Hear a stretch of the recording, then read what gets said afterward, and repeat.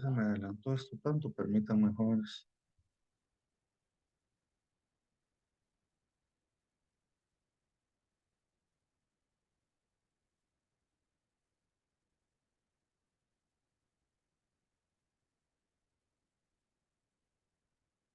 No sé por qué se me adelantó tanto en las diapositivas, y lo peor es que me empezó justamente cuando empecé a grabar la clase.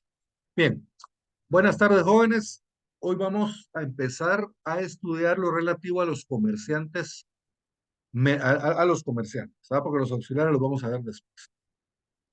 Ya vimos nosotros en la clase anterior que un comerciante es toda persona que en nombre propio y con finalidad de lucro ejerce, ¿se acuerdan? Las actividades de la industria orientada a la creación de bienes o a la transformación a la creación o transformación de bienes o a la prestación de servicios, a la intermediación en la circulación de bienes y a la prestación de servicios, la banca, seguros y fianzas y las actividades auxiliares a las anteriores.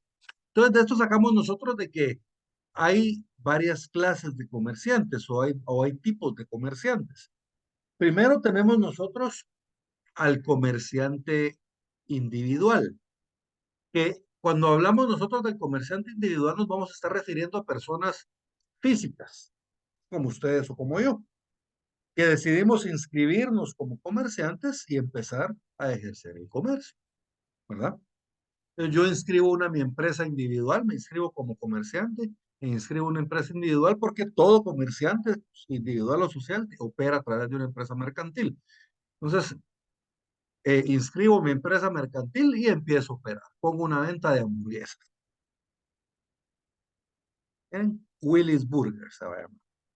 Entonces, me convierto en comerciante. Pero también puede ser que yo necesite asociarme con Dulce y con Yolanda. Mira, vamos a ser tres los dueños de la empresa. Entonces aquí necesitamos constituir una sociedad mercantil, o sea, convertirnos en comerciantes también, pero comerciantes sociales. Entonces, no vamos a ser en sí nosotros los comerciantes, sino que nosotros nos vamos a unir y vamos a crear una persona jurídica, que esa persona jurídica es la que va a tener la calidad de comerciantes. Hamburgueserías o venta de hamburguesas, sociedad anónima, por darles un ejemplo. Se va a llamar la sociedad. ¿Ven? Entonces, esa sociedad mercantil es una persona también. Es una persona, solo que es una persona jurídica, ¿verdad? Que está conformada por varias personas. ¿Estamos bien? Entonces, vamos a hablar primero de los comerciantes individuales y después vamos a pasar a platicar sobre los comerciantes sociales, ¿verdad? Primero, hablemos de capacidad para ser comerciante. Aquí estamos hablando de personas eh, tanto individuales como jurídicas. ¿Quiénes tienen capacidad para ser comerciantes? Establece artículo 6. Tienen capacidad para ser comerciantes las personas individuales y jurídicas que conforme al Código Civil son hábiles para contratar y obligarse. El Código Civil reconoce la personalidad jurídica, bueno, la personalidad jurídica la tienen todas las personas individuales, pero la capacidad, que es de lo que estamos hablando, la capacidad para ejercer civilmente se adquiere con la mayoría de edad. Entonces, de la misma forma, para ser comerciante, como el Código de Comercio me está refiriendo al Código Civil, soy capaz para ser comerciante cuando el Código Civil establezca que soy hábil para poder contratar y obligarme. ¿Cuándo es eso? A los 18 años. Entonces, ¿quiénes tienen capacidad para ser comerciante? Bien, las personas individuales, los que sean mayores de edad y que no estén declarados en estado de interdicción. Entonces, las mismas personas que son capaces para obligarse civilmente son capaces para ser comerciantes. Los mayores de edad que no están declarados en estado. Y el Código Civil también reconoce la personalidad jurídica y la capacidad de las personas jurídicas, de las sociedades civiles, las asociaciones, las fundaciones, etcétera. Entonces, el Código Civil establece que esas personas del momento inscritas tienen personalidad jurídica. Ya tienen personalidad jurídica. Entonces, lo mismo sucede con las personas jurídicas mercantiles. Desde que las sociedades mercantiles estén inscritas de conformidad con el Código de Comercio, tienen capacidad para hacer comercio, tienen capacidad para poder ejercer el comercio. ¿Estamos bien? Leamos lo de nuevo, artículo 6. Tienen capacidad para ser comerciantes las personas individuales y jurídicas que conforme al Código Civil son hábiles para contratar y obligarse, ¿verdad? Mayores de edad. Los mayores de edad y en el caso de los menores de las empresas, pues que estén inscritos en el registro mercantil. ¿Qué sucede con los incapaces y los declarados en estado de interdicción? Aquí el Código de Comercio, cuando se refiere a incapaces, se refiere específicamente a los menores de edad. Y luego se refiere a los interdictos, que son las personas declaradas en estado de interdicción. Lo que pasa es que civilmente todos son incapaces, ¿verdad? Son civilmente incapaces, tanto los menores de edad como los declarados en estado de interdicción.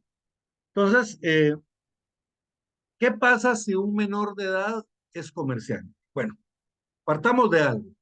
Un menor de edad no puede constituir una empresa mercantil. ¿Por qué? Porque es menor de edad, no tiene capacidad para ser comerciante. Lo mismo sucede con una persona declarada en estado de interdicción. Si yo soy interdicto, yo no puedo iniciar una empresa mercantil porque no tengo capacidad para ser comerciante. Pero entonces, ¿cuándo podría un menor de edad o un interdicto ser propietario de una empresa? Bueno, en el caso del menor de edad, pues puede ser que la herede. El padre del menor de edad es comerciante, fallece y el único heredero es el menor. Entonces, ¿de quién es la empresa? Del menor.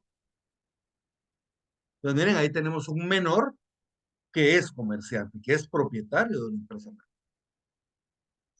Y en el otro caso puede ser un interdicto, puede ser el mismo caso que la herede, o puede ser que sea un mayor de edad que es comerciante y posteriormente declarado un estado de interdicto, ¿no? Entonces, de esa es la forma en que un menor de edad o un interdicto pueden terminar siendo propietarios de una empresa. Ahora, lo importante acá es que debemos hacer cuando un menor de edad o un incapaz, un declarado en estado de interdicción, adquiere una empresa mercantil por alguna de estas dos formas que yo le establezco. ¿Debe seguir o no debe seguir la empresa? ¿Debe liquidarse? ¿Qué hacemos con la empresa del menor? Entonces eso nos lo aclara el artículo 7. El artículo 7 establece que cuando un menor de edad, cuando un incapaz adquiera por herencia o donación una empresa mercantil, o cuando se declara en interdicción a un comerciante individual, en los dos casos que les acabo de explicar, el juez decidirá con informe de un experto si la negociación ha de continuar o liquidarse y en qué forma. Entonces, miren, ¿qué va a pasar con la empresa? Eso lo decide el juez. El juez decide si la empresa va a seguir o si la empresa se va a liquidar. Y cualquiera de las dos, el juez decide en qué forma se va a hacer. ¿Ah? Porque puede ser de que diga, bueno, lo que más le conviene al menor es que la empresa siga, pero el menor no la puede administrar, entonces que la administre el tutor. Y la empresa sigue administrada por el tutor. O le nombramos a un administrador específico para la empresa respectiva. ¿Entiendes? O sea, hay formas por las cuales el juez puede determinar que siga la empresa. O tal vez, según el informe del experto, establece que lo más conveniente para los intereses del menor es liquidar la empresa. Entonces, en ese caso, pues la liquida. ¿Estamos bien? Pero al final de cuentas, quien lo va a realizar es el juez. La decisión al respecto la tiene el juez. Este juez es un juez de primera instancia civil, ¿verdad? Los jueces civiles también conocen eh, el área mercantil. ¿verdad? Por eso se acuerda que el proceso es, el Código Procesal Civil se llama Código Procesal Civil y Mercantil, porque esos procedimientos también van a servir para conocer las cuestiones mercantiles. Entonces, esto lo va a decidir un juez, ¿verdad? Como es una cuestión mercantil, eh, bueno, esto es jurisdicción voluntaria judicial, porque aquí no hay oposición, ¿verdad? Aquí lo único que estamos verificando es si va a continuar o no va a continuar la empresa. Entonces, el juez lo que hace es que pide el informe de un experto y en base a ese informe, el juez va a tomar la decisión. A menos que el testador haya dispuesto otra cosa. ¿Verdad? Puede ser que el testador en el momento de constituir de instituir el testamento, haya dicho, por ejemplo, la empresa mercantil tal se la dejo a mi hijo menor de edad y en virtud de que este es menor de edad y no puede administrarla, la empresa será administrada por su hermano mayor de edad hasta que éste cumpla su mayoría de edad. Entonces, en este caso, tendríamos que hacer lo que la última disposición establece, ¿verdad? Porque es un testamento o una donación por causa de muerte, es una disposición de última voluntad. O puede ser de que no haya nombrado al hermano, tal vez él nombró a algún administrador de su confianza para que administre la empresa hasta que el menor sea mayor de edad, etcétera. Entonces, en este caso, tendríamos que respetar lo establecido por el texto. ¿Estamos bien? Vamos de nuevo. Miren, artículo 7. Cuando un incapaz adquiera por herencia o donación una empresa mercantil o cuando se declare en interdicción a un comerciante individual, el juez decidirá con informe de un experto si la negociación ha de continuar o liquidarse y en qué forma, a no ser que el causante hubiese dispuesto algo sobre ello, en cuyo caso se respetará la voluntad en cuanto no ofrezca grave inconveniente a juicio del juez. ¿Vamos bien? Entonces, esto aplica con relación a los incapaces que terminen siendo comerciantes. Incapaces o personas declaradas en estado de enfermedad.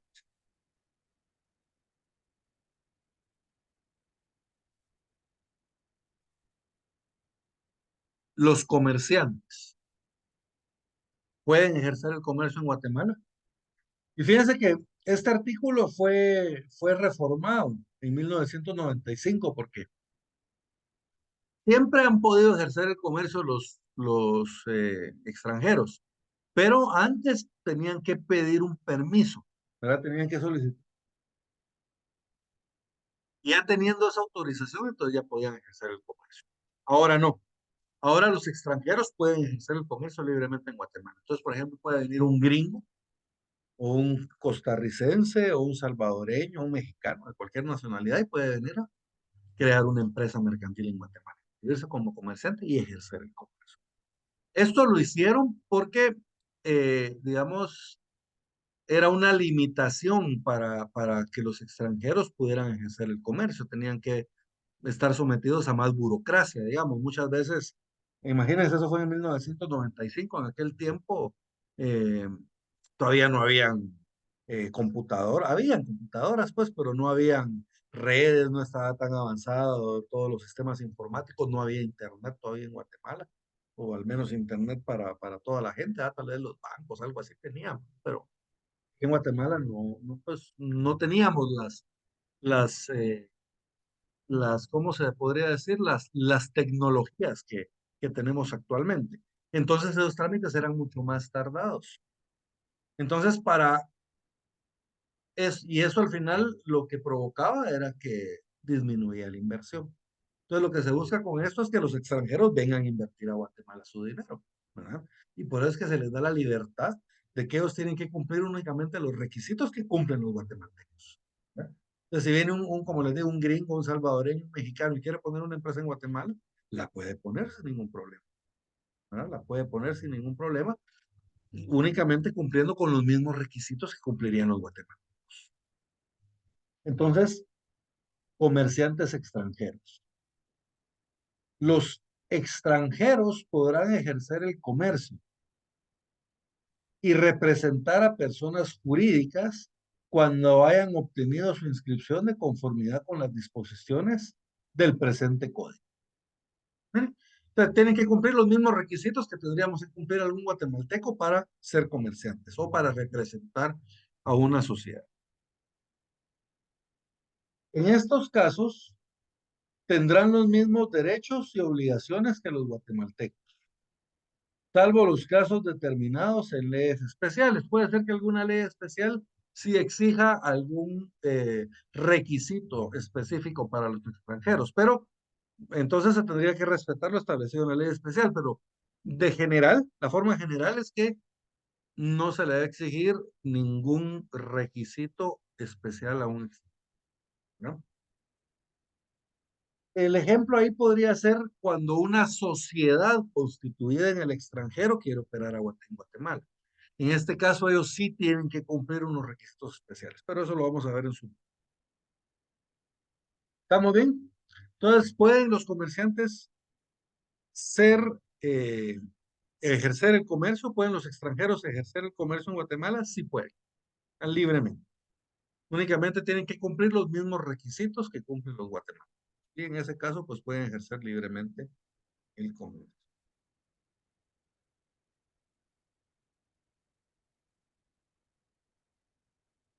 ¿Vamos bien? Sí, le Nosotros ya vimos quiénes son comerciantes. Ahora nosotros tenemos que saber quiénes no son comerciantes, ¿verdad?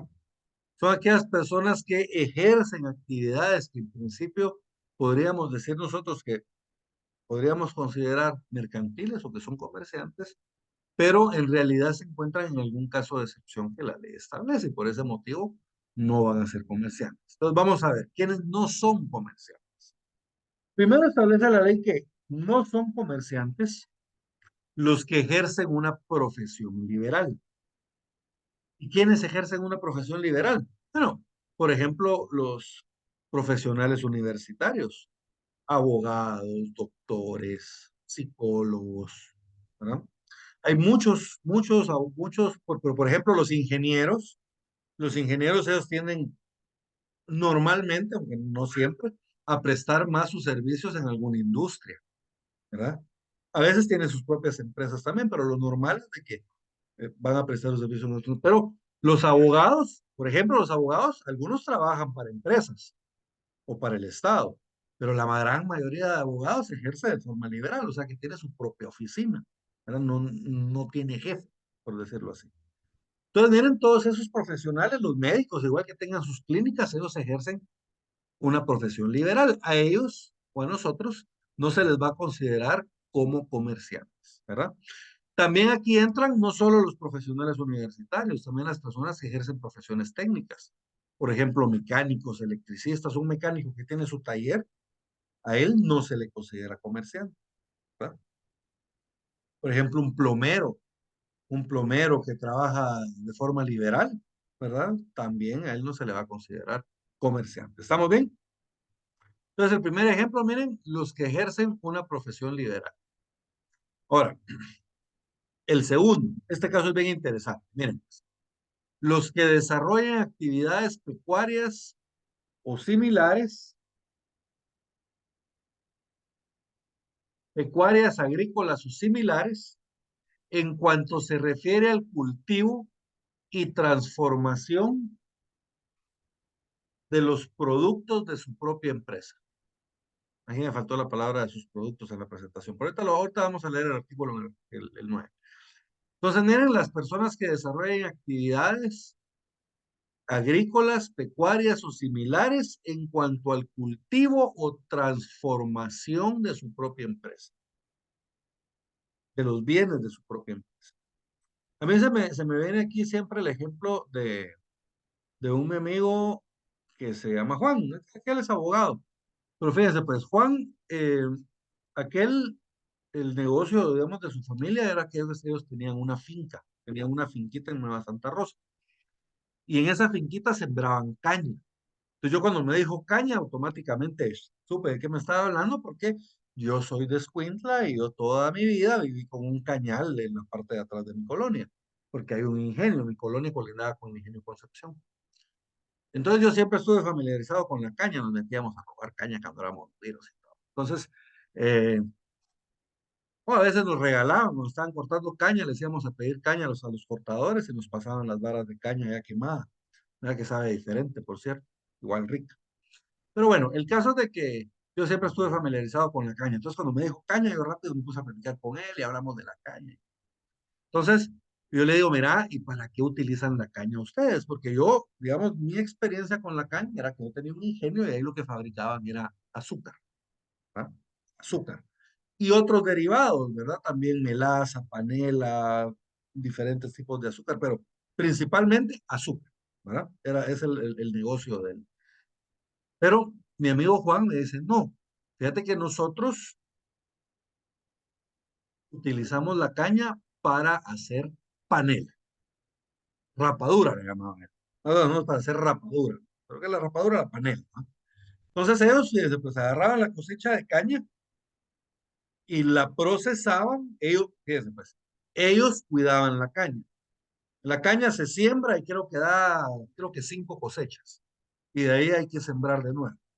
Entonces, ustedes siembran la caña una vez y de ahí los otros 4 años ya solo es de cuidarla. Y a los 5 años van a tener que sembrar otra vez. Algo así es el proceso de la caña. Entonces, ellos sembraban su caña, ellos cuidaban su caña. Tenían un par de trabajadores, pero todos los hermanos trabajaban ahí, ¿verdad? O sea, todos ya se casaron, fueron a ver otro lado, pues ya no, pero en su momento todos habían trabajado ahí. Era una empresa familiar. Y ellos luego cortaban ellos la caña. Y de hecho, para ese proceso del corte de caña, llegaban todos los hermanos que ya no vivían en la casa y para la zafra, ¿verdad? Cortaban la caña y luego la procesaban. Y la procesaban, solo que ellos no hacían azúcar, sino que ellos la convertían en panela. Hacían bloques de panela de 1 libra. Y luego, ¿qué hacían? Lo metían en una bodega que tenían ahí y esperaban. Y esperaban porque hay un tiempo en que se vende la panela, ¿verdad? Entonces esperaban el tiempo de vender la panela y luego la vendían, cuando el precio estaba más alto. Y de eso vivían ellos el resto del año. Entonces, pero fíjense, pues, analizando qué es lo que ellos hacían. Ellos se dedican a una actividad agrícola. ¿Verdad? Una agrícola, ¿por qué? Porque siembran caña. Podría ser pecuaria. Pecuaria se refiere más a la cría de animales. ¿Verdad? Por ejemplo, criaban cerdos, criaban vacas, cabras, ovejas, qué sé yo. O ganadera podría ser en el caso también de que fuera. Pero el código establece agrícolas, pecuarias o similares. ¿Verdad? Otro tipo de, lo deja ahí abierto para otro tipo de actividades. Y luego, ¿qué hacía? Fíjate, empezó a hacer una actividad agrícola, lo que hacía mi amigo Juan con su familia. Y luego esa actividad agrícola se refería al cultivo de su propia finca. La finca era de ellos, ¿verdad? Y luego el producto de esa finca, la caña que producía la finca, ellos la transformaban en panela, pero todo lo hacía la misma empresa, ¿no? La misma empresa familiar, la misma familia, porque no eran una empresa, digamos, constituida. Entonces, miren, la actividad que ellos realizan, a esa no se le considera como una actividad de comerciante. Entonces, ellos no son comerciantes. Pero ¿se acuerdan cuando vimos la definición de comerciantes? Los que se dediquen a la industria en cuanto a la transformación o a la producción de bienes. ¿Qué es lo que está haciendo Juan y su familia? Están transformando bienes. La caña la transforman en panela. Pero ¿cuál es la clave? ¿Por qué no son comerciantes? Porque esos bienes los produce su propia empresa, su propia finca en este caso. Pues miren, por eso no son comerciantes, porque desarrollan actividades agrícolas, pecuarias o similares en cuanto se refiere al cultivo o transformación de los bienes producto de su propia empresa. Tercer caso, de quienes no son comerciantes. Y esto aplica, por ejemplo, yo tengo otro mi tío, que él ya la mayoría, él era ganadero. Ustedes, él tenía una finca en Escuintla, era ganadero, pero no sé qué pasó, no sé si bajó el precio del ganado, ya no era rentable o qué, pero él vino y casi toda su finca la arrendó para caña. Yo les cuento, la caña es lo que está en todos lados.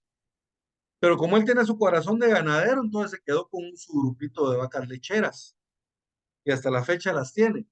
Y esas vacas lecheras, él las ordeña, sus trabajadores, ¿verdad? Pero las ordeñan. Luego esa leche ellos mismos la transforman en crema, en queso, como de tres tipos, queso fresco, queso de capas, requesón y no me acuerdo qué más, y crema. Y luego mi tío lo vende, él ya tiene sus clientes, entonces él pasa vendiendo casi que de casa en casa, repartiendo todos los días, no sé si todos los días, pero los días que viene de la. Entonces él ya tiene su gente, incluso había un señor que le compraba no sé cuánto para revender. Entonces, ¿mi tío es comerciante? No, ¿verdad? ¿Por qué? Porque él también se dedica a una actividad agrícola, pecuaria o similar en cuanto se refiere a la producción y transformación de bienes de su propia empresa. ¿Estamos bien? Ninguno de los dos es comerciante. Entonces, miren, ahí lo pueden encuadrar ustedes en diferentes actividades. Pero la clave acá es que él está transformando los bienes que su propia empresa produce. Entonces, por eso no es comercial.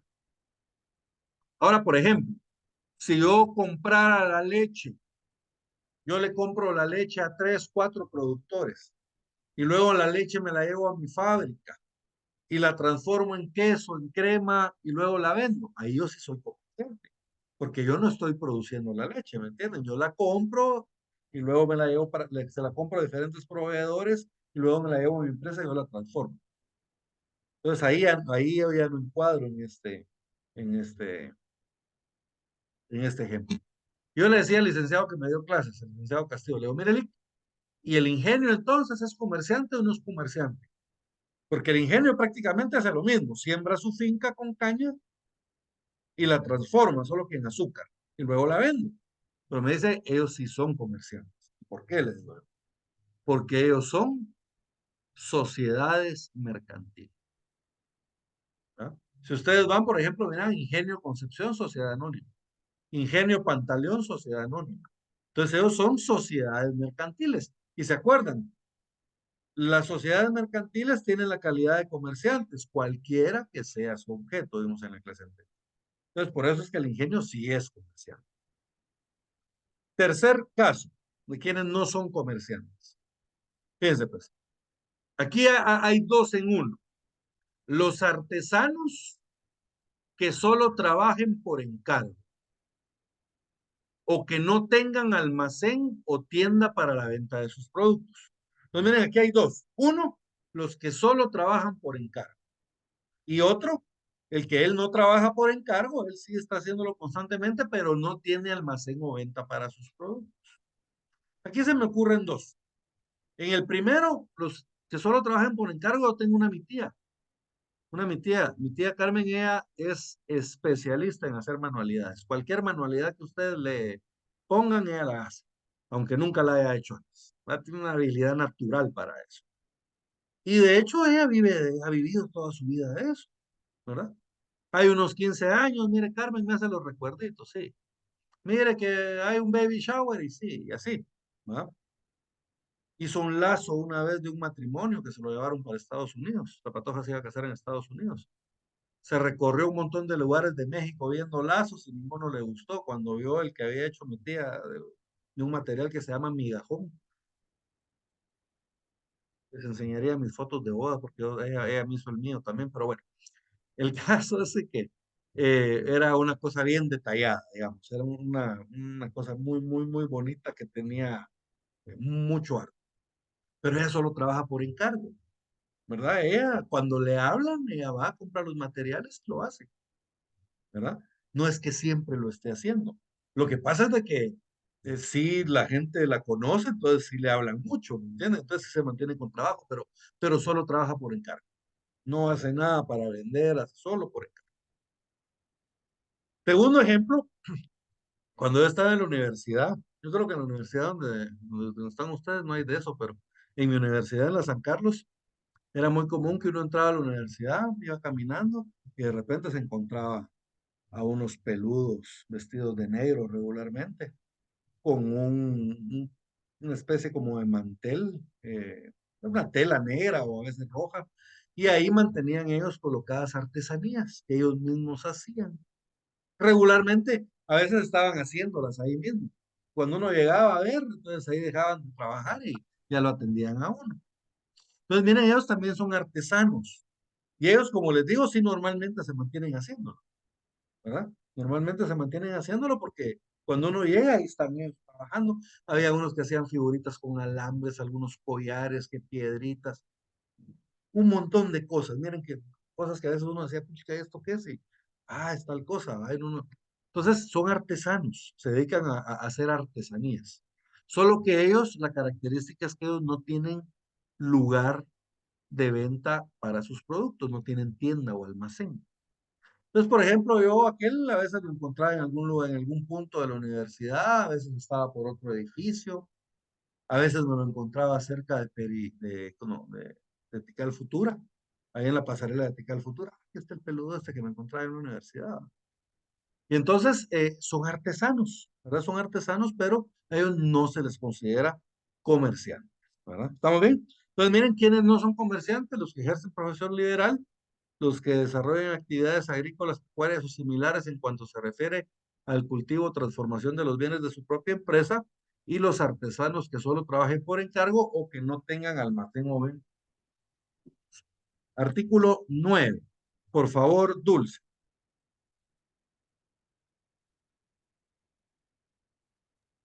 Artículo 9. No son comerciantes, no son comerciantes los que ejercen una profesión liberal, los que desarrollan actividades agrícolas, pecuarias o similares en cuanto se refieren al cultivo y transformación de los productos de su propia empresa, los artesanos que solo trabajen por encargo o que no tengan almacén o tienda para el expendio de sus productos. ¿Estamos bien? Entonces, miren, estos no son comerciantes. Las personas que se encuentran dentro de esas actividades no son comerciantes. ¿Estamos bien? Luego tenemos las sociedades mercantiles. ¿Se acuerdan que en la clase anterior nosotros veíamos quiénes son los comerciantes sociales? Y les decía yo, son las sociedades organizadas bajo forma mercantil, cualquiera que sea su objeto. Y ellos tienen la calidad de comerciantes. Entonces, ¿cuáles son esas sociedades organizadas bajo forma mercantil? En mis tiempos eran 5, ¿verdad? Pero ahora agregaron una sexta, que por cierto no se las puse yo acá. Pero bueno, ahorita vamos a ver en el código cuáles son esas sociedades mercantiles. Las sociedades organizadas bajo forma mercantiles, las que siempre han existido, son 5. La sociedad colectiva, la sociedad en comandita simple, la sociedad de responsabilidad limitada, la sociedad anónima y la sociedad en comandita por acciones. Cada una van a ir viendo que es como una evolución de la anterior. La más simple es la sociedad colectiva.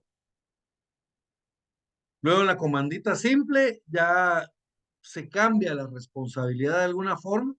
En la sociedad de responsabilidad limitada, ahí como su nombre lo indica, ya la responsabilidad que tenemos es limitada a la aportación. En las otras, en la colectiva y en la comandita simple, hay responsabilidad ilimitada. Luego vamos a ver la sociedad anónima, que aquí ya cambia porque este es un tipo de sociedad que es accionada, es capitalista, ¿verdad? La de responsabilidad limitada, esta es mixta, esta puede ser capitalista y socialista, ahí van a ver. Y luego tenemos por último la comandita por acciones, que es una sociedad parecida a la comandita simple, solo que tiene su capital dividido en acciones. Ahí vamos a ir viendo en su momento cada una de estas. Y luego, por el decreto 20-2018, ya hace algunos añitos, 5 años más o menos, eh, la sociedad, la ley creó el código, el Congreso de la República creó el decreto 20-2018, que es una ley que busca promover el emprendimiento. Entonces crea una nueva sociedad, ¿verdad? Que se llama Sociedad de Emprendimiento. Entonces, sus códigos ya deberían de tener incluida esa sexta, ¿verdad? Que es la sociedad de emprendimiento. Entonces, esta sociedad de emprendimiento, van a ver en su momento, es bien especial porque sí cambia totalmente la forma de constituir, la cantidad de miembros, el capital con el que se va a autorizar. O sea, esta sí cambia totalmente porque lo que busca es promover el emprendimiento. ¿verdad? Que básicamente el emprendimiento pues son los negocios, pero negocios que empiezan desde muy, ¿verdad? Entonces busca promover esto. Entonces en su momento vamos a ir a ver lo relativo al emprendimiento. Entonces miren, 6 sociedades. Sociedad colectiva, sociedad en comandita simple, sociedad de responsabilidad limitada, sociedad anónima, sociedad en comandita por acciones y sociedad de emprendimiento. Son las 6 sociedades organizadas bajo forma mercantil. Evelyn, por favor, leamos el artículo 10, sociedades mercantiles.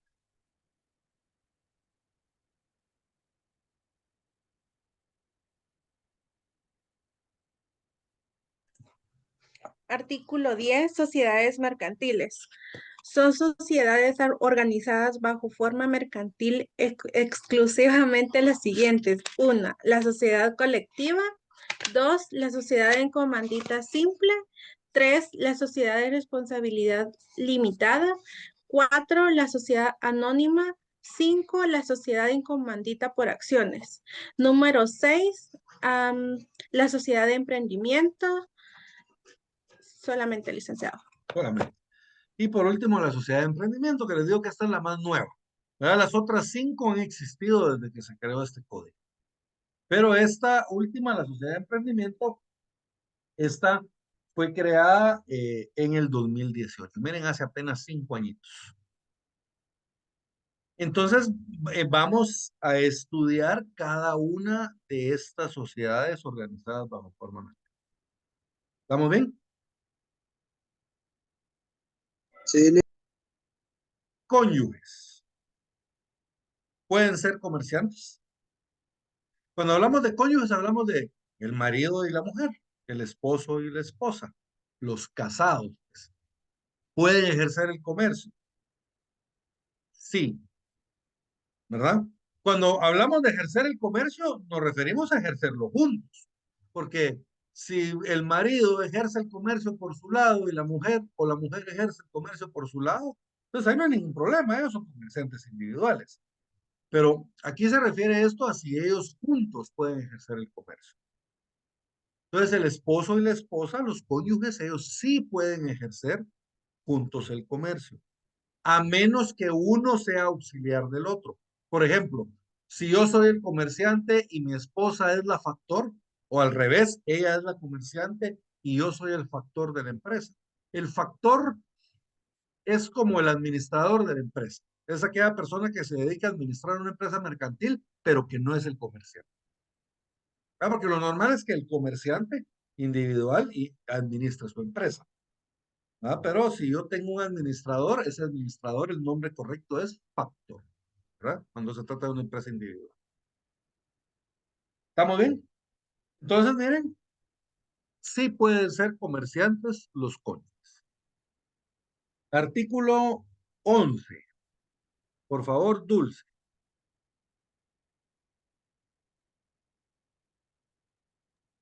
Artículo 11. Cónyuges comerciantes. El marido y la mujer que ejerzan juntos una actividad mercantil tienen la calidad de comerciantes a menos de que uno de ellos sea auxiliar de las actividades mercantiles del otro. Muy bien. Básicamente lo que les acabo de decir. Miren, a este anótenle, por favor, ver artículo 19 del Código de Comercio, que ahí tenemos una situación similar, pero sobre formar una sociedad mercantil entre cónyuges. Aquí estamos hablando de que los dos son dueños de una empresa mercantil individual. La empresa mercantil, como todo bien mueble, puede estar en copropiedad, ¿verdad? En el artículo 19 vamos a ver lo relativo cuando estos quieran constituir una sociedad, se pueden constituirla entre ellos. Y anótenle también ver 1736 del Código Civil. Entonces, 2 artículos quiero que le anoten al 11, que uno es el 19 del Código de Comercio y el otro es 1736 del Código Civil. Y ahí los leen. Especialmente el del Código Civil se refiere a la sociedad civil. Se los voy a adelantar así rapidito. La sociedad civil, para constituir la sociedad civil, no la pueden constituir solos los dos cónyuges, sino que tiene que haber un tercero. O sea, sí pueden estar los dos cónyuges en la sociedad civil, pero tiene que haber un tercero. No la pueden constituir solo los dos cónyuges. Eso es a lo que se refiere el artículo 1736. Y el 19, pues sí establece que los cónyuges pueden constituir sociedad mercantil ellos solos o con una tercera persona o con terceras personas. Vamos a ver en su momento. Comerciantes sociales especiales. ¿Quiénes son los comerciantes sociales especiales? Bueno, nosotros por esa palabra de comerciantes sociales ya sabemos de que nos estamos refiriendo a una sociedad mercantil. Pero ¿a cuál sociedad mercantil nos estamos refiriendo de todas las que vimos anteriormente? Bien, les voy a dar una clave. Las sociedades especiales o los comerciantes sociales especiales, como les quieran llamar, las sociedades especiales, estas se caracterizan porque, además de estar reguladas en el Código de Comercio, están reguladas o desarrolladas por una ley especial. ¿Estamos bien? Por una ley especial, por eso se llaman sociedades especiales, porque están reguladas en una ley especial. Entonces, todas las sociedades especiales son sociedades anónimas. Tienen que ser sociedades anónimas.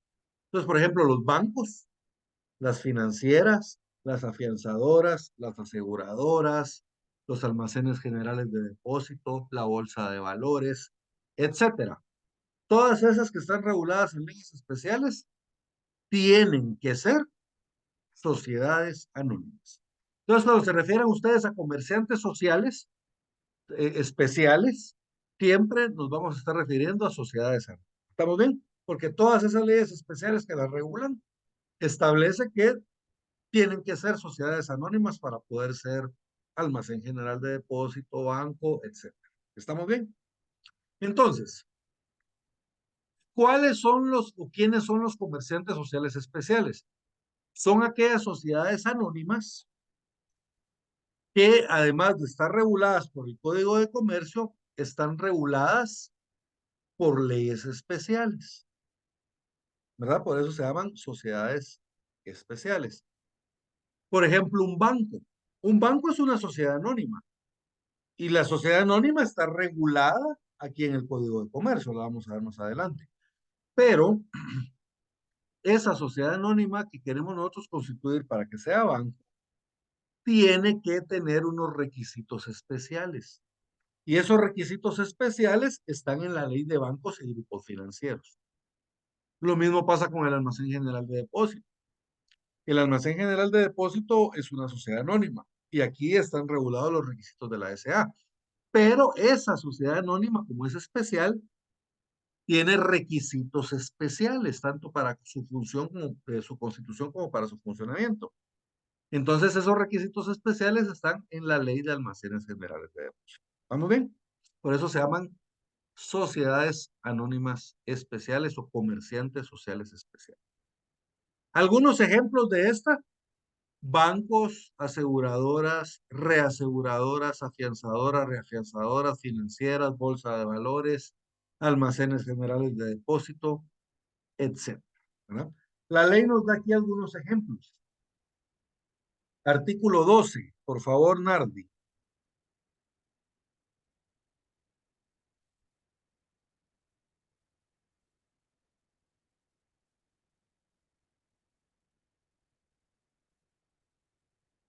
Andrés,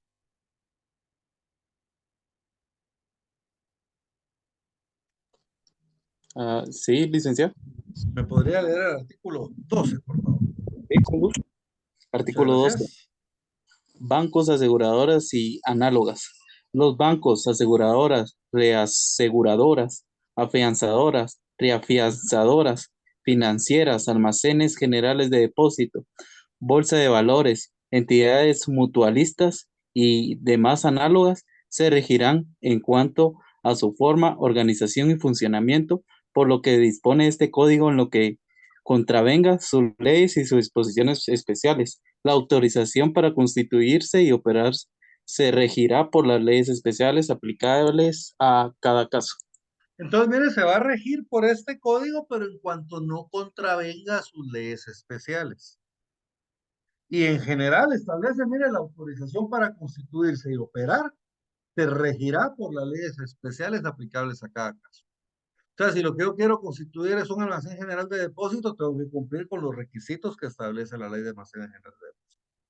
Si lo que yo quiero constituir es una bolsa de valores, entonces tengo que cumplir los requisitos que establece la ley del mercado de valores y de mercancías. Si yo lo que quiero es constituir un banco, entonces la ley de bancos y grupos financieros. Si es una aseguradora, pues la ley de seguros, la ley reguladora de seguros.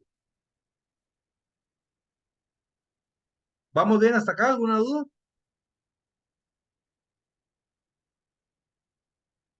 Muy bien.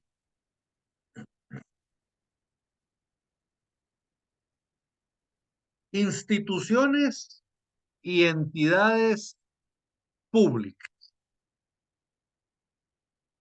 Las instituciones del Estado, ¿verdad? O sus empresas centralizadas, descentralizadas o autónomas, o las municipalidades, ¿eh? El Estado, digamos, en general, todas las instituciones del Estado. ¿Pueden ejercer el comercio? ¿Qué dicen ustedes? ¿El Estado puede ejercer el comercio o no puede ejercer el comercio? ¿Qué dicen ustedes? Vamos a ver. Pues la regla general es que no. El Estado no puede y no debe ejercer el comercio, ¿verdad? Pero lo que sí pueden hacer es desarrollar actividades mercantiles, pero no se les va a tener a ellos como comerciantes. Yo les voy a poner un ejemplo, o varios, no, dos. Uno es la municipalidad de Guastatoya, en el departamento del Progreso. Si ustedes van en la carretera del Atlántico y pasan por Guastatoya, y ustedes ven, porque el pueblo está hacia abajo, la carretera pasa arriba, el pueblo está abajo. Si ustedes ven la ciudad de Guastatoya, se van a dar cuenta que a su lado izquierdo tiene un parque acuático, así estilo Chocomil, en pequeño. ¿Ah? Ese parque acuático, de hecho, se llama Parque Acuático Guastatoya y es propiedad de la municipalidad de Guastatoya. Y ellos cobran por entrar ahí. Si ustedes quieren ir, pueden ir a utilizar el centro y pagan su entrada y entran y lo utilizan y ya, ¿verdad? Pero entonces, miren, eso pareciera que están realizando actividades mercantiles, y de hecho así es. Están realizando una actividad mercantil, están prestando un servicio al público, hicieron un turicentro y le cobran a la gente para que la gente lo utilice. Miren, la actividad es mercantil, pero no van a ser comerciantes. O sea, no es que estén ejerciendo el comercio, sino que solo están realizando una actividad mercantil. ¿Se acuerdan ustedes que cuando nosotros veíamos en la primera clase, vimos los principios y vimos también la definición de comerciante? ¿Se acuerdan que dentro de los principios está la finalidad de lucro? ¿El lucro qué es? Ganar dinero. ¿Verdad? Lo que yo busco al ser comerciante es ganar dinero. Y se acuerdan, comerciante es la persona que en nombre propio y con fines de lucro realiza las actividades siguientes. Miren, el lucro es algo fundamental dentro del comercio. Lo que sucede es de que el Estado no busca el lucro. El Estado no busca generar ganancias, el Estado busca prestar un servicio. Entonces, por ejemplo, el alcalde de Guastatoya decía, miren, esto sirve para que la gente de acá del pueblo venga a distraerse o tenga un lugar para distraerse el fin de semana y no se vayan a otro lado. ¿Verdad? Que con se gasten su dinero acá en el pueblo. Y el dinero que nosotros sacamos lo utilizamos para obra pública, o sea, es otro de los ingresos, ¿verdad?, que tiene la municipalidad, y eso lo utilizan ellos para obra pública, está fiscalizado y todo eso, ¿verdad? Entonces ellos no ejercen el comercio, ¿me entienden? No buscan generar ganancia o lucro. Lo que buscan es prestar un servicio y sí, va a producir una ganancia, pero esa ganancia no es en sí para enriquecerse, sino que es para reinvertirla en obra. Y el otro ejemplo, fíjense que yo no me recuerdo del municipio, pero es un municipio de Chimaltenango. Ese alcalde tuvo una idea genial. Él tenía un problema de basura. Entonces viene él y empieza a aplicar una política de reciclaje en el municipio. Entonces, básicamente era el servicio de recolección de basura vale tanto, pero si usted recicla, vale tanto. Y la mitad de precio, por darles un ejemplo. Entonces, ¿ustedes qué harían, jóvenes? Póngale, yo les digo, miren, la recolección de basura normal va a costar 200 quetzales al mes. Y la recolección de basura, si ustedes reciclan, va a costarles 50 quetzales al mes. Pues miren, con ese incentivo la mayoría de gente vino y empezó a reciclar. Entonces ya salían las bolsas, digamos, recicladas desde las casas. Entonces luego las pasaban a una planta de procesamiento que era parte de la municipalidad también. Y en esa planta de procesamiento, ellos, todo lo que era, digamos, plástico, hierro, vidrio, eso venían, lo separaban y lo enviaban a plantas recicladoras y lo vendían. Y todo el producto orgánico, eso lo fabricaban abono, ¿va? Llevaban un proceso ahí y fabricaban abono natural. Entonces, fíjense, pues, resolvieron el problema de basura, ponían a la gente a separarla porque la gente la reciclaba, eh, pero la gente tenía un costo menor, también se beneficiaba. Le dieron trabajo a un montón de gente, digamos, que tenía trabajo que no digamos, por el nivel educativo, no podían acceder a un trabajo, eh, digamos, más complicado, entonces se le dieron trabajo a toda esa gente y ellos ahora ya tenían un ingreso que antes no tenían. Y le empezaron a vender abono natural de buena calidad, barato a los agricultores del municipio y después a otros municipios. ¿Va? Porque empezó a levantarse la producción del fertilizante natural, empezaron a vender un montón, era de buena calidad. Y todo el producto de eso, toda esa ganancia, la municipalidad la invertía en obra. Entonces, miren, dos ejemplos de casos en que la municipalidad no está ejerciendo el comercio, pero sí está ejerciendo o desarrollando actividades mercantiles, ¿verdad? Pero no son tendientes a ganar dinero, como les digo, sino que el dinero que ganamos lo reinvertimos en las obras públicas del municipio. Entonces, miren, son formas en que las instituciones públicas pueden prestar estos servicios. Entonces, las entidades públicas no son comerciantes, pero sí pueden llevar a cabo actividades mercantiles. ¿Estamos bien? Artículo 13. El Estado, sus entidades descentralizadas, autónomas o semiautónomas, las municipalidades y en general cualesquiera instituciones o entidades públicas no son comerciantes, pero pueden ejercer actividades comerciales, sujetándose a las disposiciones de este código, salvo lo ordenado en leyes especiales. ¿Estamos bien?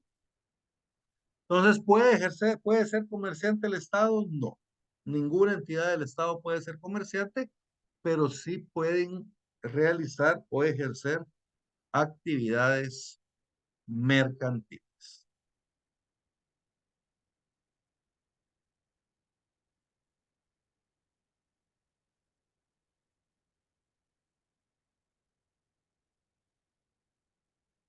Muy bien.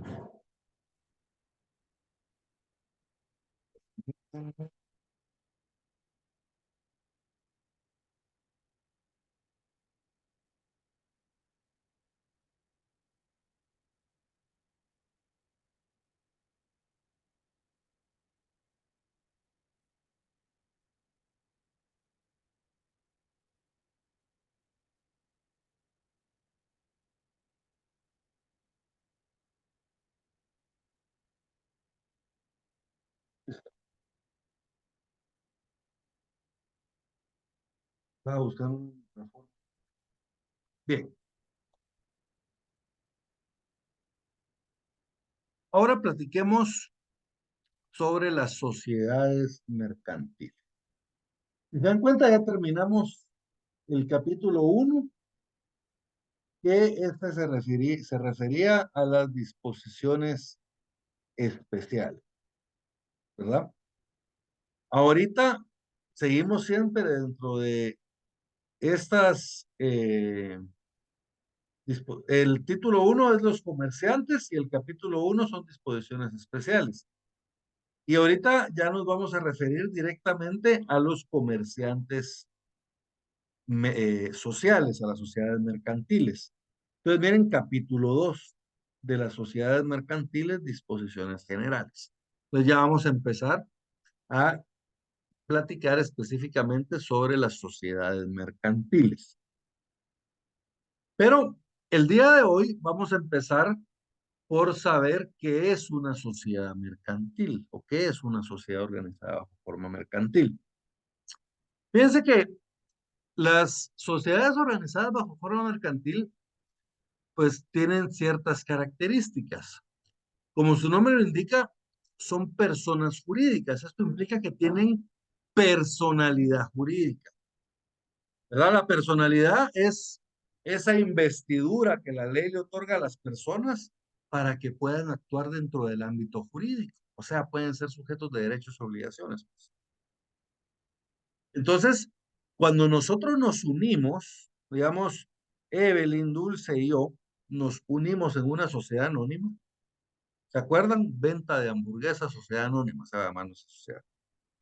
Entonces, nosotros al unirnos, vamos a ver que nos vamos a unir mediante un contrato y cumplimos todos los requisitos establecidos en la ley.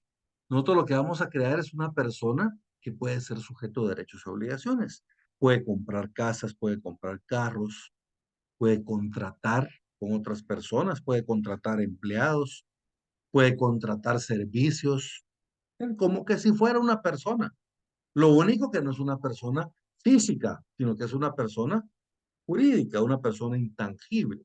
¿Estamos bien? Y actúa por medio de sus representantes legales, que eso sí vamos a ser personas físicas, ¿verdad? Entonces, ¿qué es una sociedad mercantil? Bueno, una sociedad mercantil es, primero que nada, es un grupo de personas. ¿Bien? Es un grupo de personas. Cuando hablamos de un grupo, pueden ser dos o más personas.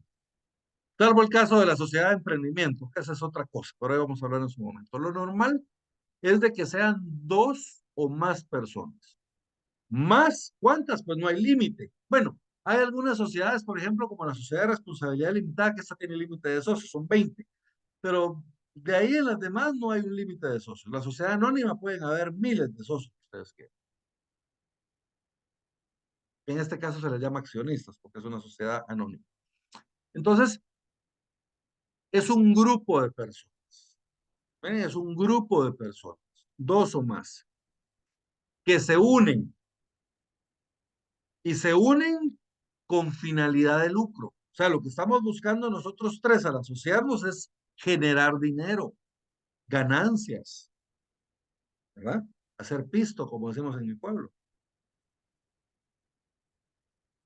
¿Y cómo nos unimos? Mediante un contrato. Bien, vamos con un notario, o una vez más, salvo el caso de la sociedad eh, de emprendimiento, por esa parte, nos vamos con un notario y le manifestamos al notario que queremos constituir una sociedad. Entonces el notario nos va a orientar sobre cuál es la sociedad que más nos conviene. Nosotros llegamos a la conclusión de que queremos una sociedad anónima. Y le decimos al notario, la sociedad anónima. Entonces ahí viene lo siguiente, miren, mediante un contrato. Ese lo va a hacer el notario porque es solemne. Tiene que ir en escritura pública para que sea válido. Luego tenemos que crearle un patrimonio específico a la sociedad. Aquí hay de varias. Las aportaciones de la sociedad, nosotros podemos hacerle aportaciones dinerarias, o sea, podemos aportar dinero. Miren, yo aporto 20,000 quetzales, Evelyn aporta 20,000 quetzales, Dulce aporta 20,000 quetzales. Entonces tenemos un patrimonio de 60,000 quetzales. O por ejemplo, yo aporto 100,000 quetzales, Evelyn aporta una casa para que pongamos la sede de la sociedad. Y Dulce dice, miren, yo tengo una flotilla de carros y de camiones para que empecemos a distribuir el producto. Entonces, miren, no aportamos dinero, sino que aportamos bienes a la sociedad, pero de cualquier forma le creamos un patrimonio específico. y adoptamos una forma mercantil. ¿Se acuerdan cuál habíamos adoptado nosotros? Habíamos adoptado la sociedad anónima. Entonces, ¿qué es una sociedad mercantil? Es un grupo de personas que se unen con finalidad de lucro mediante un contrato, creando un patrimonio específico y adoptando una forma mercantil. ¿Estamos bien? Y adoptando una forma mercantil. Eso es una sociedad anónima. En eso lo unimos todos una sociedad mercantil en general. ¿No? Porque vamos a ver más adelante que cuando nos refiramos específicamente a la sociedad anónima o a la sociedad eh, de responsabilidad limitada, cada una tiene su propia definición y sus propios elementos. ¿Sí, Evelyn? Licenciado, y al momento de registrar, digamos, como sociedad anónima, eh, queda con alguien porque, digamos, al momento de generar impuestos, como la sociedad anónima también tiene que pagar impuestos, ¿verdad? Entonces, ¿a nombre de quién queda? ¿O solo queda, digamos, de sociedad anónima tal? Solamente De así. hecho, sí. De hecho, mire, ¿O queda? Ajá, perdón. no tenga pena. Le explico esto. Ujú. Actualmente, antes era un problema porque nosotros teníamos que crear la sociedad mercantil y después teníamos que ir a la SAT a inscribirla en la SAT, ¿verdad? Para que pague los impuestos. Actualmente ya todo está fusionado, por decirlo así. En el trámite que nosotros realizamos para la constitución de la sociedad, en ese mismo trámite, en el mismo formulario incluso, nosotros tenemos que realizar el trámite de la inscripción en la SAT. Entonces nosotros, digamos, ahora se hace, como les digo, un mismo formulario. Primero está lo respectivo al registro mercantil sobre la inscripción de la sociedad y luego en la parte de abajo del formulario, que es electrónico, está lo relativo a... Entonces ahí tienen que ustedes que llenar todo lo relativo a cuál va a ser eh, el régimen, ¿va? Si van a ser un régimen de pequeños contribuyentes, si va a ser el régimen general, cuáles son los libros que van a habilitar, etcétera. Eso ya es materia de contadores, ¿no? Jóvenes, yo cuando me toca, yo regularmente me auxilio de un contador para que el contador me ayude a llenar la parte fiscal, digamos, ¿verdad? Porque no es mi especialidad. Entonces yo normalmente, bueno, entonces, pero regresando a su pregunta, en el mismo trámite, se realiza la inscripción de la sociedad también en la SAT, ahí se le crea, se inscribe a la sociedad mercantil en el registro tributario unificado, que es el famoso RTU, y le extienden el NIT. Entonces la sociedad tiene su propio NIT, ¿verdad? Tiene su propio número de identificación tributaria. Y entonces la sociedad paga sus impuestos, ¿verdad? Obviamente, los responsables de pagar los impuestos vamos a ser las personas que estemos administrando la sociedad. Y de hecho, el administrador de la sociedad está vinculado fiscalmente con el pago de los impuestos de la sociedad. Digamos, ustedes en la sociedad, ahí dice quién es el administrador. Si ustedes cambian de administrador, tienen que informarle a la SAT, ¿verdad? Y no solo eso, tienen que hacer la cancelación del nombramiento del otro y también inscribirlo en la SAT para que lo liberen, porque si no en la SAT, él sigue apareciendo como que él es el representante de esta empresa. ¿Verdad? Entonces, sí, es la sociedad la que va a ser encargada de pagar sus impuestos, pero esto lo van a hacer mediante sus representantes legales. Y estos, como le digo, están vinculados a la sociedad también con respecto al pago de los impuestos. O sea, los tienen inscritos en la SAT también junto con la sociedad. ¿Estamos bien? No sé si quedó clara su... Eh, sí, licenciado, sí me quedó claro. Pero digamos, como ahora todo es digital, digamos, al momento de inscribir una sociedad, ¿se puede hacer en línea, así como una sociedad anónima, o se tiene que ir directamente a la SAT? Porque ahora normalmente, digamos, si uno se quiere registrar como pequeño contribuyente, ya se puede hacer en línea. Es un trámite de unas 4 horas o que lo habilitan eso. Bueno, yo Ah, no, porque... es el Ajá, mismo trámite, es el es el mismo mismo trámite. trámite, el mismo trámite. Como le digo, usted lo ingresa al registro mercantil y pasa por las dependencias del registro mercantil y luego ahí mismo, internamente, ahí en el registro mercantil está la oficina de la SAT, pasa por la SAT le puede poner previos, ¿verdad? Si no está claro. Y al final, cuando ya sale el expediente del registro mercantil, digamos, sale todo, ¿verdad? Sale la inscripción en el registro mercantil y en la SAP. Ya está hecho todo, ya no tiene que hacer nada más usted en la SAP.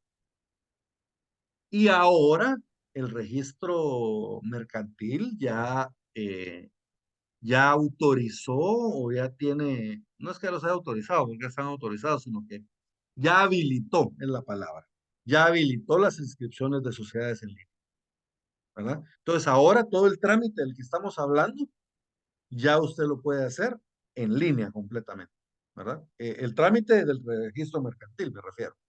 Entonces ya no tengo que ir yo a presentar todo, no, ya solo voy a tener que ir una vez al registro mercantil al final a sellar todos mis documentos, ¿verdad? Pero ya el registro mercantil es uno de los que más ha avanzado en ese sentido. Y ya desde hace tiempos empezaron a habilitar un montón de servicios de forma electrónica, ¿verdad? Y de hecho ya tienen habilitados los servicios en línea para inscripción de sociedades, empresas mercantiles, etcétera, ¿verdad? Casi todos los servicios los tienen digitalizados. ¿Estamos bien? Sí, gracias, licenciado. Muy bien. Artículo 14. Por favor, Evel. Artículo 14. Personalidad jurídica. La sociedad mercantil constituida de acuerdo a las disposiciones de este código e inscrita en el registro mercantil tendrá personalidad jurídica propia y distinta a la de los socios individualmente considerados. Para la constitución de sociedades, la persona o personas que comparezcan como socios fundadores deberán hacerlo por sí o en representación de otro, debiendo en este caso acreditar de tal calidad en la forma legal. Queda prohibida la competencia como gestor de negocios. Muy bien, les explico esto rapidito. Primer párrafo. En el primer párrafo establece la sociedad mercantil constituida de acuerdo a las disposiciones de este código e inscrita en el registro mercantil. Entonces, miren, una vez cumplidos todos los requisitos que establece el código, nosotros lo inscribimos en el registro mercantil. Y cuando el registro mercantil ya la inscribe y nos extienda nuestra patente de comercio, desde ese momento la sociedad tiene personalidad jurídica. ¿Bien? ¿Qué significa eso, personalidad jurídica? Se recuerdan, ser sujeto de derechos y obligaciones, ¿verdad? Puede comprar casas, puede comprar carros, puede arrendar bienes, puede contratar servicios, etcétera, ¿verdad? Y va a tener una personalidad jurídica propia, es la persona jurídica de la sociedad, propia y distinta a la de cada uno de los miembros que la conforman, ¿verdad? ¿Y se acuerdan los miembros? Éramos Evelyn, Dulce y yo. Entonces, cada uno de nosotros tenemos nuestra propia personalidad jurídica, pero la persona que nosotros creamos, esa sociedad, tiene su personalidad jurídica propia y distinta a la de cada uno de nosotros. ¿Estamos bien? Entonces, el primer párrafo está bien claro. Ahora, para la constitución de sociedades, la persona o personas que comparezcan como socios fundadores deberán hacerlo por sí o en representación de otra, o en representación de otro, establece, debiendo en este caso acreditar tal calidad en la forma legal. Entonces, ¿a qué se refiere esto?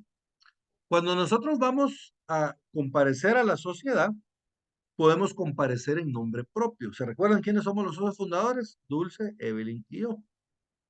Entonces vamos a comparecer nosotros en nombre propio. Yo, Otto Guillermo Amado, comparezco en nombre propio a formar sociedad. Evelyn, en nombre propio, comparece a formar sociedad. Dulce, comparece en nombre propio a formar la sociedad. ¿Ven? Los tres comparecimos representándonos a nosotros mismos, pues, en nombre propio. Pero ¿qué pasa, por ejemplo, si Evelyn no puede? Nosotros quedamos de que nos vamos a juntar para firmar el contrato de sociedad la otra semana, el viernes de la otra semana, y me dice Evelyn, fíjese que yo no puedo, porque yo voy a estar de viaje y yo ya tengo pasaje, reservación de hotel y todo, y no puedo. Pero yo sí quiero y me interesa mucho constituir la sociedad. Entonces, fácil, otorga un mandato. Miren, le puedo otorgar un mandato a un tercero, a Andrés. Entonces, André comparece en representación de ella. O, por ejemplo, me lo podría otorgar a mí. Entonces, yo comparezco en nombre propio y en representación de ella. ¿Estamos bien? El caso es de que los socios fundadores, las personas que comparezcan en la escritura, pueden comparecer en nombre propio o pueden comparecer en nombre de otro. Eso sí, si comparecen en nombre de otro, entonces tienen que acreditar la representación. Lo normal para comparecer en nombre de otro es un mandato, ¿verdad? Evelyn le otorga un mandato a André para que éste constituya sociedad mercantil en su nombre. Entonces, miren, André va a comparecer en el contrato en representación de Evelyn, pero él no va a ser accionista. La accionista es Evelyn. ¿Estamos bien? Para acreditar correctamente la representación, esto quien lo debe controlar es el notario. El notario debe controlar, uno, que se acredite la representación correctamente, y dos, el notario tiene que acreditar o tiene que verificar que el mandato sea suficiente o que otorgue las facultades suficientes para lo que se quiere contratar. Les voy a poner un ejemplo. Evelyn le otorga un mandato a André, pero en el mandato Evelyn le prohíbe expresamente a André que constituya sociedad mercantil en su nombre.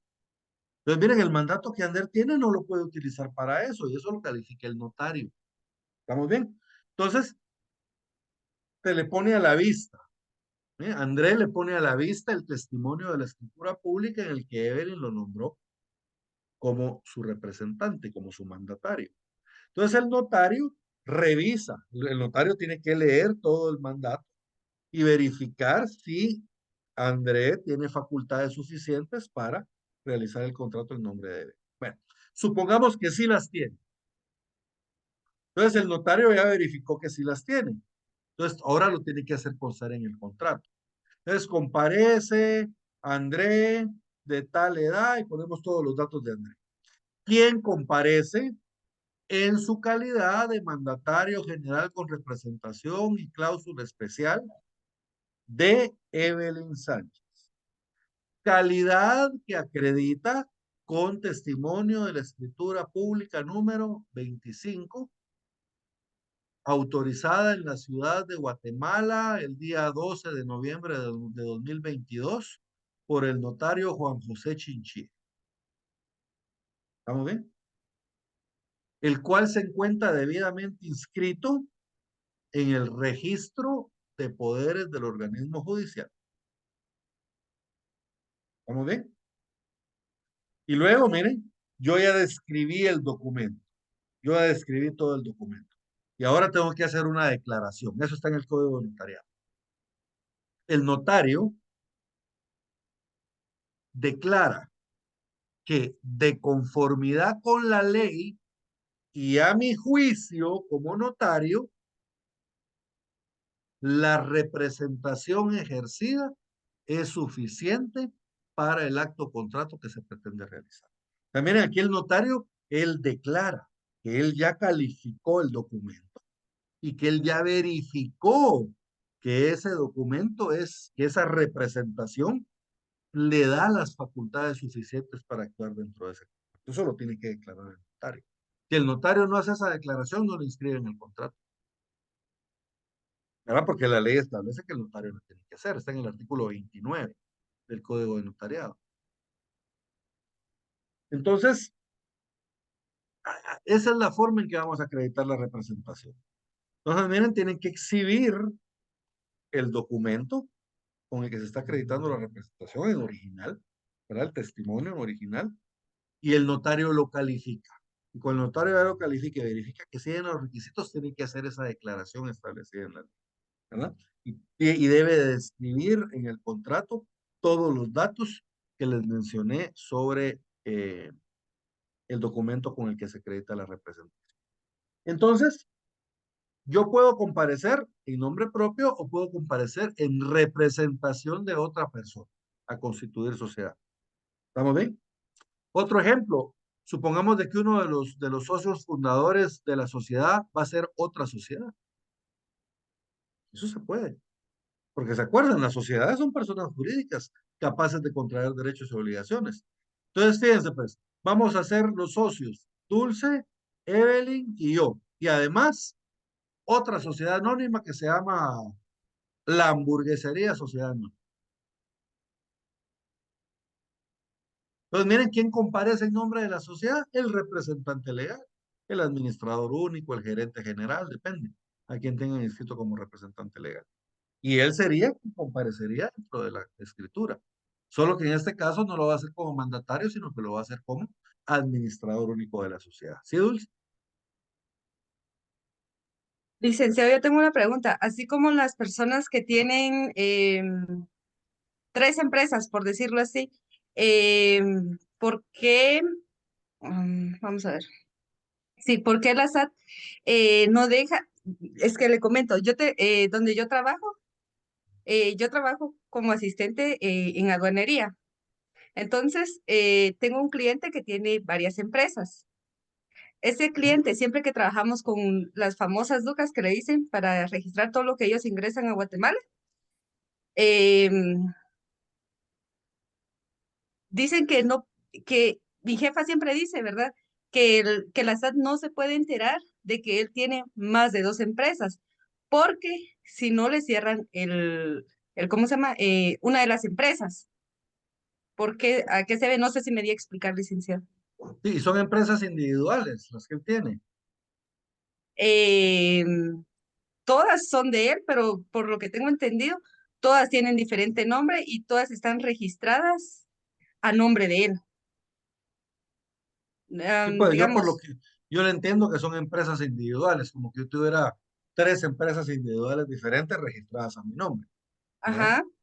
Mire, Ujú. ahí sí habría que ver las políticas y reglamentos de la SAT, ¿verdad? Porque según entiendo es una cuestión meramente de la Superintendencia de Administración Tributaria, ¿verdad? Que son los Ah, que no ya. lo permiten.